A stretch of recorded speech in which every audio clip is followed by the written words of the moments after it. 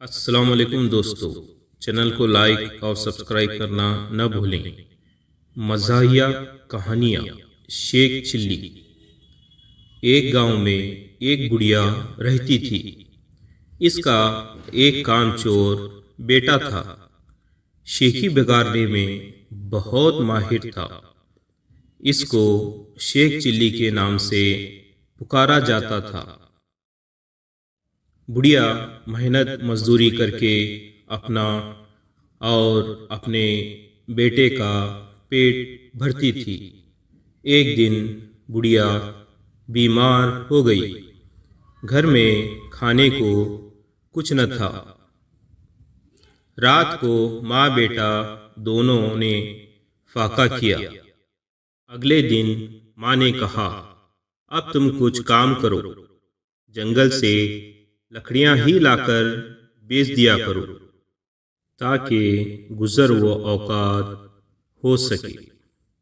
شیخ چلی نے جنگل کی راہ لی۔ جو درخت اس کے راستے میں آتا وہ اس سے پوچھتا، میں تجھے کاٹ لوں یا نہیں؟ کسی درخت نے بھی اس کا جواب نہ دیا۔ شام ہونے کو تھی۔ شیخ چلی گھر واپس آنے کا ارادہ ہی کر رہا تھا کہ ایک درخت نظر آیا۔ اس نے پاس جا کر پوچھا، میں تجھے کاٹ لوں؟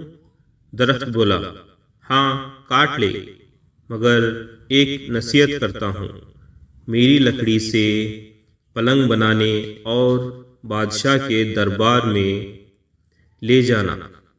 اگر بادشاہ اس کی قیمت پوچھے تو کہنا کہ پہلے ایک دو راتیں اس پر سوئیں، پھر اگر مناسب سمجھے تو خرید لیں۔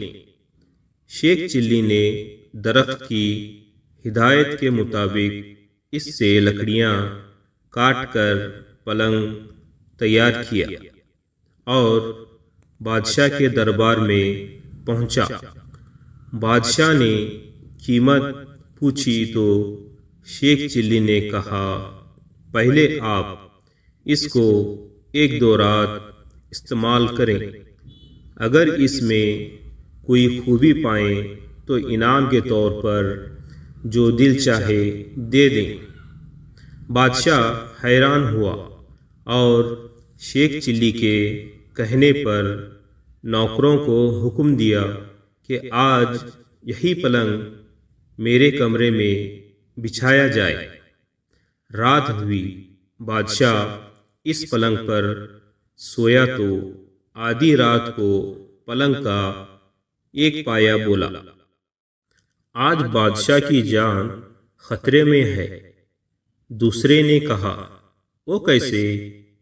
تیسرا بولا، بادشاہ کے جوتے میں کا کالا سانپ تھا۔ چوتھے نے کہا، بادشاہ کو چاہیے کہ صبح جوتے کو اچھی طرح جھاڑ کر پہنے۔ صبح واقعی ایسا ہی ہوا۔ بادشاہ کے جوتے میں سانپ تھا۔ جوتے جھاڑنے کی وجہ سے سانپ نکل کر بھاگ گیا۔ اس طرح بادشاہ کی جان محفوظ رہی۔ دوسری رات جب بادشاہ سویا تو پھر پاؤں نے باتیں شروع کی۔ ایک بولا کہ تم پلنگ کو سنبھالے رکھو، میں کچھ خبریں جمع کر لوں۔ تینوں پاؤں نے پلنگ کو تھامے رکھا۔ چوتھا واپس آیا تو اس نے خبر سنائی کہ بادشاہ کا وزیر سازش کر کے بادشاہ کو ختم کرنے کے بارے میں سوچ رہا ہے۔